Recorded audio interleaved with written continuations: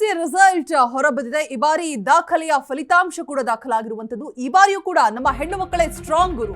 ವಾಣಿಜ್ಯ ವಿಭಾಗದಲ್ಲಿ ಟಾಪರ್ಸ್ ಆದ ಇಬ್ಬರು ಸ್ಟೂಡೆಂಟ್ಸ್ ದಿಶಾ 600ಕ್ಕೆ 600 ಅಂಕವನ್ನ ಪಡೆದಿದ್ದಾರೆ. ಅದಿತಿ ಬಾಪು 600ಕ್ಕೆ 600 ಅಂಕವನ್ನ ಪಡೆದುಕೊಂಡು ಟಾಪರ್ ಸ್ಥಾನದಲ್ಲಿದ್ದಾರೆ. ದಕ್ಷಿಣ ಕನ್ನಡ ಆಳ್ವಾಸ್ ಕಾಲೇಜಿನ ವಿದ್ಯಾರ್ಥಿನಿ ದಿಶಾ.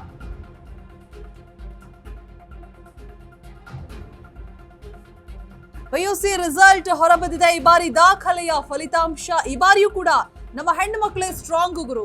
ವಾಣಿಜ್ಯ ವಿಭಾಗದಲ್ಲಿ ಟಾಪರ್ಸ್ ಆಗಿರುವಂತಹ ಇಬ್ಬರು ಸ್ಟೂಡೆಂಟ್ಸ್ ದಿಶಾ ಹಾಗೆ ಅದಿತಿ ಬಾಪು 600ಕ್ಕೆ 600 ಅಂಕವನ್ನ ಪಡೆದುಕೊಂಡಿರುವಂತಹ ವಿದ್ಯಾರ್ಥಿನಿಯರು.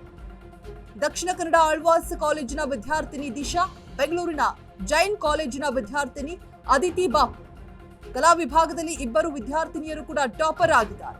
ಇನ್ನು ಅರ್ಚನಾ 600ಕ್ಕೆ 598 ಅಂಕವನ್ನ ಪಡೆದುಕೊಂಡಿದ್ದಾರೆ. ಸಂಗೀತ 600ಕ್ಕೆ 598 ಮಾರ್ಕ್ಸ್ ನ ಪಡೆದುಕೊಂಡು ಎರಡನೇ ಸ್ಥಾನದಲ್ಲಿದ್ದಾರೆ. ಕೊಟ್ಟೂರಿನ ಇಂದು ಪಿಯು ಕಾಲೇಜಿನ ಸಂಗೀತ, ಅರ್ಚನಾ ಕಲಾ ವಿಭಾಗದಲ್ಲಿ ಕೊಟ್ಟೂರಿನ ಕಾಲೇಜು ರಾಜ್ಯಕ್ಕೆ ಪ್ರಥಮ ಸ್ಥಾನವನ್ನ ಗಳಿಸಿಕೊಂಡಿರುವಂತಹ ವಿದ್ಯಾರ್ಥಿ. ವಿಜ್ಞಾನ ವಿಭಾಗದಲ್ಲಿ ಶ್ರೀಲಯಾಗೆ 600ಕ್ಕೆ 593 ಅಂಕಗಳು. ಕೋಲಾರದ ಸಹ್ಯಾದ್ರಿ ಕಾಲೇಜಿನ ವಿದ್ಯಾರ್ಥಿನಿ ಶ್ರೀಲಯ. ಕಳೆದ ಬಾರಿಗಿಂತ ಈ ಬಾರಿ ಬೆಸ್ಟ್ ದ್ವಿತೀಯ ಪಿಯು ರಿಸಲ್ಟ್ ಆಗಿರುತ್ತೆ. ಈ ಬಾರಿ 86% ಫಲಿತಾಂಶ ಹೊರಬಿದ್ದಿರುವಂಥದ್ದು. ಪಿಯುಸಿ ಫಲಿತಾಂಶ ಪ್ರಸಕ್ತ ವರ್ಷ 12.5ಕ್ಕಿಂತ ಹೆಚ್ಚು ಫಲಿತಾಂಶ ಈ ಬಾರಿ ದಾಖಲಾಗಿದೆ. ಯಾವ ವಿಭಾಗದಲ್ಲಿ ಯಾರು ಟಾಪರ್ಸ್ ಇಲ್ಲಿದೆ ಕಂಪ್ಲೀಟ್ ಆದಂತಹ ಮಾಹಿತಿ. ಪಿಯುಸಿ ರಿಸಲ್ಟ್ ಎಲ್ಲರೂ ಕೂಡ ಕಾತರದಿಂದ ಕಾಯ್ತಾ ಇದ್ರು ವಿದ್ಯಾರ್ಥಿಗಳು. ಈ ಬಾರಿ ದಾಖಲೆಯ ಫಲಿತಾಂಶ ದಾಖಲಾಗಿರುವಂಥದ್ದು. ಈ ಬಾರಿಯೂ ಕೂಡ ನಮ್ಮ ಹೆಣ್ಣು ಮಕ್ಕಳೇ ಮೇಲುಗೈ ಸಾಧಿಸಿದ್ದಾರೆ. ವಾಣಿಜ್ಯ ವಿಭಾಗದಲ್ಲಿ ಟಾಪರ್ಸ್ ಆಗಿರುವಂತಹ ಇಬ್ರು ಸ್ಟೂಡೆಂಟ್ಸ್ ವಿದ್ಯಾರ್ಥಿನಿಯರು 600ಕ್ಕೆ 600 ಅಂಕವನ್ನ ಪಡೆದುಕೊಂಡಿದ್ದಾರೆ. ದಿಶಾ ಹಾಗೆ Aditi Bapu. Out of out ಪಡೆದುಕೊಂಡಿರುವಂತಹ ಇಬ್ಬರು ವಿದ್ಯಾರ್ಥಿನಿಯರು ಕೂಡ ದಕ್ಷಿಣ ಕನ್ನಡದ ಆಳ್ವಾಸ್ ಕಾಲೇಜಿನ ವಿದ್ಯಾರ್ಥಿನಿ ದಿಶಾ, ಇನ್ನೊಬ್ರು ಬೆಂಗಳೂರಿನ ಜೈನ್ ಕಾಲೇಜಿನ ವಿದ್ಯಾರ್ಥಿನಿ ಅದಿತಿ ಬಾಪು ಆಗಿರ್ತಾರೆ. ಇನ್ನು ಕಲಾ ವಿಭಾಗದಲ್ಲಿ ಇಬ್ಬರು ವಿದ್ಯಾರ್ಥಿನಿಯರು ಕೂಡ ಟಾಪರ್ಸ್ ಆಗಿದ್ದಾರೆ. ಅರ್ಚನಾ 600ಕ್ಕೆ 598 ಅಂಕವನ್ನ ಪಡೆದುಕೊಂಡಿದ್ದಾರೆ. ಇನ್ನು ಸಂಗೀತ 600ಕ್ಕೆ 598 ಅಂಕವನ್ನ ಪಡೆದುಕೊಂಡು ಎರಡನೇ ಸ್ಥಾನದಲ್ಲಿದ್ದಾರೆ. ಇಬ್ರು ಕೂಡ ಕೊಟ್ಟೂರಿನ ಇಂದು ಪಿಯು ಕಾಲೇಜಿನ ಸಂಗೀತ ಅಂಡ್ ಅರ್ಚನಾ ಕಲಾ ವಿಭಾಗದಲ್ಲಿ ಕೊಟ್ಟೂರಿನ ಕಾಲೇಜು ರಾಜ್ಯಕ್ಕೆ ಪ್ರಥಮ ಸ್ಥಾನವನ್ನ ಪಡೆದುಕೊಂಡಿರುವಂತಹ ವಿದ್ಯಾರ್ಥಿನಿ ಆಗಿದ್ದಾರೆ. ಇನ್ನು ವಿಜ್ಞಾನ ವಿಭಾಗದಲ್ಲಿ ಶ್ರೀಲಯಾಗೆ 593 ಅಂಕ ಬಂದಿದೆ 600ಕ್ಕೆ. ಕೋಲಾರದ ಸಹ್ಯಾದ್ರಿ ಕಾಲೇಜಿನ ವಿದ್ಯಾರ್ಥಿನಿ ಶ್ರೀಲಯ ವಿಜ್ಞಾನ ವಿಭಾಗದಲ್ಲಿ ಓದ್ತಾ ಇರ್ತಾರೆ. ಶ್ರೀಲಯ 600ಕ್ಕೆ 593 ಅಂಕಗಳನ್ನ ಪಡೆದುಕೊಂಡಿದ್ದಾರೆ. ಮೂರನೇ ಸ್ಥಾನದಲ್ಲಿರುವಂತಹ ವಿದ್ಯಾರ್ಥಿನಿ. ವಾಣಿಜ್ಯ ಕಲಾ ವಿಭಾಗ ದಾದ ನಂತರ ವಿಜ್ಞಾನ ವಿಭಾಗದಲ್ಲಿ ಮೂರನೇ ಸ್ಥಾನ ಬಂದಿರುವಂತದ್ದು ಶ್ರೀಲಯ. ಕೋಲಾರದ ಸಹ್ಯಾದ್ರಿ ಕಾಲೇಜಿನ ವಿದ್ಯಾರ್ಥಿನಿ ಆಗಿರ್ತಾರೆ. ಕಳೆದ ಬಾರಿಗಿಂತ ಕಂಪೇರ್ ಟು ಹಿಂದಿನ ಬಾರಿಗಿಂತ ಈ ಬಾರಿ ಬೆಸ್ಟ್ ಬಂದಿದೆ ರಿಸಲ್ಟ್. ದ್ವಿತೀಯ ಪಿಯು ರಿಸಲ್ಟ್ ಈ ಬಾರಿ 86% ಪಿಯುಸಿ ಫಲಿತಾಂಶ ಬಂದಿರುವಂಥದ್ದು. ಪ್ರಸಕ್ತ ವರ್ಷ 12.5ಕ್ಕಿಂತ ಹೆಚ್ಚು ಫಲಿತಾಂಶ ಇದೀಗ ದಾಖಲಾಗಿದೆ.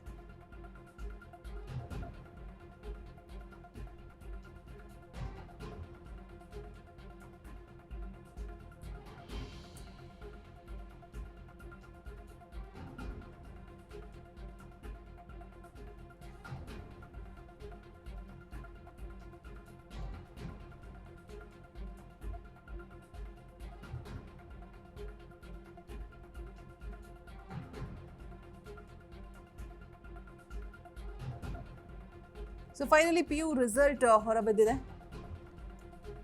600ಕ್ಕೆ 600 ಅಂಕಗಳನ್ನ ಪಡೆದುಕೊಂಡಿರುವಂಥದ್ದು ಇಬ್ಬರು ವಿದ್ಯಾರ್ಥಿನಿಯರು. ಈ ವರ್ಷವೂ ಕೂಡ ವಿದ್ಯಾರ್ಥಿನಿಯರೇ ಮೇಲುಗೈಯನ್ನ ಸಾಧಿಸಿರುವಂಥದ್ದು.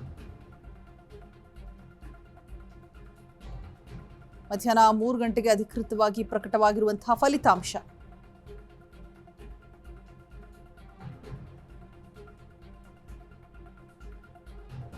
ಎರಡ್ 2025-26ನೇ ಸಾಲಿನ ಪಿಯುಸಿ ಫಲಿತಾಂಶ, ದ್ವಿತೀಯ ಪಿಯುಸಿ ಫಲಿತಾಂಶ ಫೈನಲಿ ಹೊರಬಿದ್ದಿರುವಂಥದ್ದು. ಕಳೆದ ವರ್ಷಕ್ಕಿಂತ 12.50% ದಾಖಲೆಯ ಫಲಿತಾಂಶ ಇದೀಗ ಹೊರಬಿದ್ದಿದೆ. ಬೆಟರ್ ರಿಸಲ್ಟ್ ಈ ಬಾರಿ ಕಂಪೇರ್ ಟು ಹೋದ ಬಾರಿಗೆ ಕಂಪೇರ್ ಮಾಡಿದ್ರೆ ಬೆಸ್ಟ್ ರಿಸಲ್ಟ್ ಬಂದಿರುವಂಥದ್ದು. 84% ಫಲಿತಾಂಶ ದಾಖಲಾಗಿರುವಂತಹ ಮಾಹಿತಿ ಕೂಡ ಲಭ್ಯ ಆಗಿದೆ. ಅಧಿಕೃತ ವೆಬ್ಸೈಟ್ ಮೂಲಕ ವಿದ್ಯಾರ್ಥಿಗಳು ಪಿಯುಸಿ ರಿಸಲ್ಟ್ ನ ನೋಡಬಹುದಾಗಿದೆ. ವಿದ್ಯಾರ್ಥಿಗಳು ತಮ್ಮ ಫಲಿತಾಂಶವನ್ನು ವೀಕ್ಷಿಸೋದಕ್ಕೆ ಇಲಾಖೆ ಅಧಿಕೃತ ವೆಬ್ಸೈಟ್ ಆದಂತಹ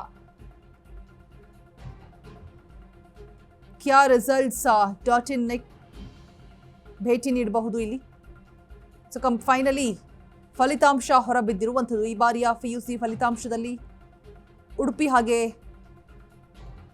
ದಕ್ಷಿಣ ಕನ್ನಡ ಜಿಲ್ಲೆಗಳು ಪ್ರಥಮ ಸ್ಥಾನವನ್ನು ಪಡೆದುಕೊಂಡಿರುವಂಥದ್ದು.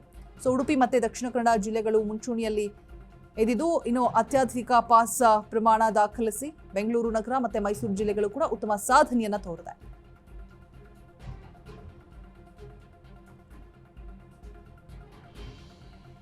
ಈ ಬಾರಿಯೂ ಕೂಡ ಬಾಲಕಿಯರದ್ದೇ ಮೇಲುಗೈ. ಪ್ರತಿ ಬಾರಿಯೂ ಕೂಡ ಬಾಲಕಿಯರೇ ಮೇಲುಗೈಯನ್ನು ಸಾಧಿಸುವಂಥದ್ದು. ಸರ್ಕಾರ ಒಂದು ನಿಯಮವನ್ನ ಜಾರಿಗೆ ತಂದಿರೋದು ಕೇವಲ ಪಾಸ್ ಮಾಡೋದಕ್ಕಲ್ಲ, ಬದಲಾಗಿ ನಿಮ್ಮ ಉನ್ನತ ಶಿಕ್ಷಣದ ಕನಸು ನನಸಾಗಲಿ ಅನ್ನುವಂತಹ ಒಂದು ಉದ್ದೇಶದಿಂದ ನೆರೆಯ ರಾಜ್ಯಗಳಿಗೆ ಹೋಲಿಸಿದರೆ ಕರ್ನಾಟಕದ ವಿದ್ಯಾರ್ಥಿಗಳು ಪದವಿ ಶಿಕ್ಷಣಕ್ಕೆ ಹೆಚ್ಚಿನ ಸಂಖ್ಯೆಯಲ್ಲಿ ಸೇರಬೇಕು ಅನ್ನುವಂತಹ ಒಂದು ಹಂಬಲದಿಂದ